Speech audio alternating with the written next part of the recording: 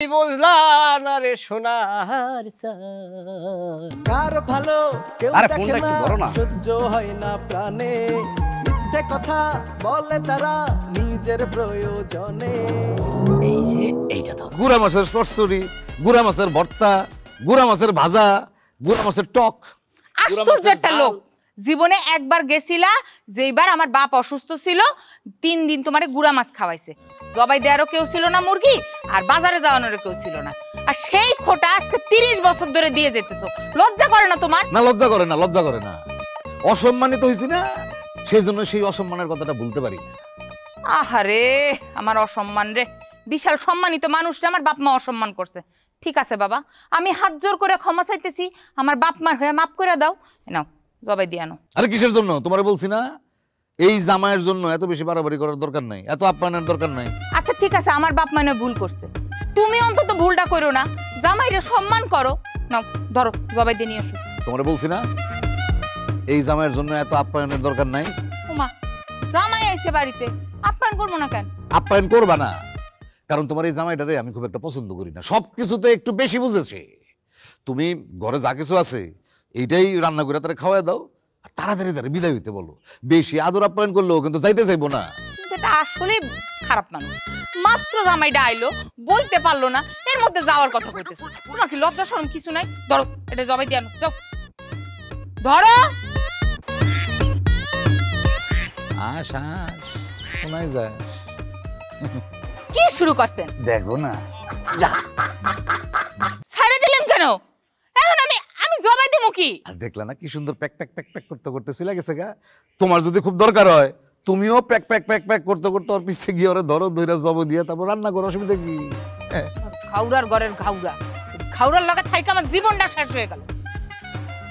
Pack pack pack pack pack pack pack pack pack. আচ্ছা, তোমার কি বিবেক বুদ্ধি লজ্জা শরম কোনোদিনও হইব না? তুমি দুলা ভাইয়ের সামনে এই কাজটা কেমনে করতে পারলা? এটা তুমি কেমন কথা বললা? আমি কি তার বউরে জড়াই ধরছি? আমি তো জড়াই ধরছি আমার বউরে। চুপ করো, সবসময় শুধু চোট্টামি কথাবার্তা। আমি কি তোমার ঘরে বউ হয়ে গেছি? কাগজপত্র বউ নেই তো কি হয়েছে? মনে মনে তোমার আমি অনেক আগেই বিয়ে করছি। মনের বিয়ে হইলো সবচেয়ে বড় বিয়ে। তাই না?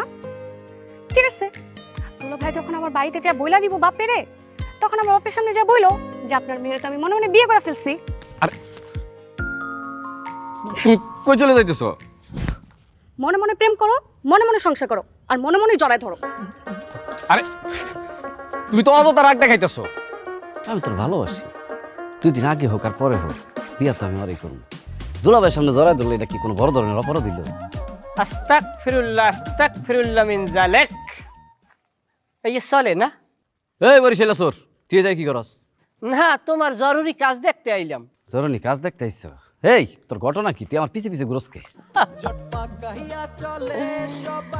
সব ধরনের টুকটাক ট্রেনিং এই বাবুর নেওয়া আছে, অনেক দিন ধরে চর্চা হয় না তো, তাই একটু ট্রাই করে দেখলাম। চিন্তা করছি মনে ভুলে গেছি। আর চার্য ব্যাপার, কোনো কিছুই আমি ভুলি নাই, সব কিছুই আগের মতো তরু এবং তাজা। তোর কি কোনোদিন কোনো কিছু ভুলে রে? হ্যাঁ, তুই কার মানি ব্যাগ চুরি করছস? হ্যাঁ, তোরা এখন আমি কি শাস্তি দিতে পারি তুই জানস? বন্ধু, নিজের মানিব্যাগ যে সামলাইয়ে রাখতে পারে না, সে প্রেমিককে কিভাবে সামলাইয়ে রাখবে? তাও যদি হয় এইরকম একজন তেজি কন্যা। মানুষের প্রেমিকারে নিয়ে তোমার খুব ইন্টারেস্ট, তাই না? শালা কুশালা, হ্যাঁ? তুই আমার মানি ব্যাগটা কয় টাকা চুরি করছস তাকে এইটা কর। না, এখন তুমি গালাগালি শালা দুল্লো ভাই যে এমন চাইয়ে কইতে পারো, কারণ তোমার প্রেমিকা এইমাত্র তোমার লাগ পল্টি দিয়ে চলে গেছে। কারণ এখন তুমি ভাড়াক্রান্ত। শোনো, এইরকম মাইয়া আইবে যাইবে আইবে যাবে, আওয়াজ আওয়ার উপরে থাকবে, তো ভাঙ্গে পড়লে চলবে না। প্রেমিকা জিনিসটাই এইরকম, একটু কামড় খাইয়ে থাকতে হইবে। এখন তুই কি জায়গাতে যাবি নাকি তোরা দিকে আরাম কোনটা? আমার মনের দুঃখ মনে রইল রে, তুমি বুঝলা না রে সোনার কার ভালো কেউ দেখে না সহ্য হয় না প্রাণে মিথ্যে কথা বলে তারা নিজের প্রয়োজনে। এই যে এইটা ধরো। এইটা কি? ফুটবল। তা আমিও দেখতেছি ফুটবল, তো তুমি আমার জন্য ফুটবল আনছো কেন? আমি কি অনেক বয়সে গিয়ে ফুটবল খেলবো? তোমার জন্য তো আনি নাই, আমাদের ছেলের জন্য আনছি, ছেলে খেলবে। তোমার ছেলে কোথেকে আসলো? ছেলে কই পেলা? আরে বাবা ছেলে হয় না, ছেলে তো হবে। আমি যখন দেশে আসছি ছেলে তো হবেই। মানুষ বিদেশে গেলে বিদেশ থেকে সাবান শ্যাম্পু সোনো পাউডার কত কিছু আনে, আর তুমি আমার জন্য ফুটবল নিয়ে আসছো? তোমার এই ফুটবল আমার লাগবে না, তোমার এই ফুটবল তো তুমি খেলো। আরে বাবা তুমি এত রাগ করতেছো কেন? এত রাগ করার তো কিছু নাই। মেসি বিশ্বকাপ জেতার পরে আমি এই প্রথম দেশে আসছি। একজন আর্জেন্টাইন ফ্যান হিসাবে একটা ফুটবল নিয়ে আসা তো আমার দায়িত্বের মধ্যে পড়ে। আমি সেই কাজটাই করলাম।